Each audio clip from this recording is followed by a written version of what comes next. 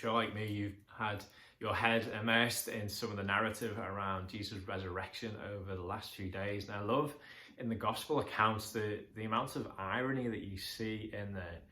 In Matthew chapter 27, you hear of the Jewish leaders going to Pilate to try and make doubly sure that nothing happens to Jesus' body once it is put in the tomb. And so they go to Pilate and they ask him to take extra measures to make sure that his body doesn't miraculously disappear, just in case his disciples claim that, I don't know, Jesus has risen from the dead or something crazy like that. Who knew?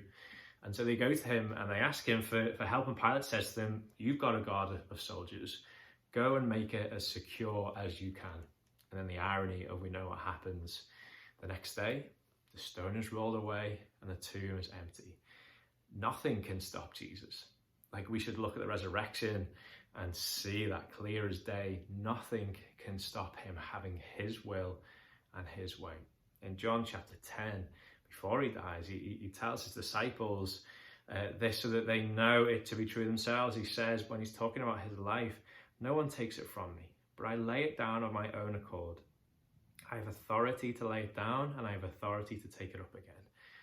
Nothing can stop Jesus. He will have his will and he will have his way. So I wonder today where we are resisting him in our lives.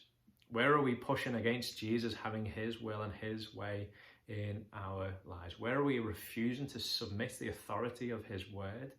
Where are we pushing back his work of the Spirit? Where are we choosing to walk in our ways rather than his ways? Can I encourage us today? Give up on that. Give up on that. Jesus will always have his will and way, and nothing will stop it. Let's submit to his will, knowing that his will is not only a better will and way for us than anything we could think up of, but it is good. It is good for us to follow Jesus and to follow and to submit to his word and his way.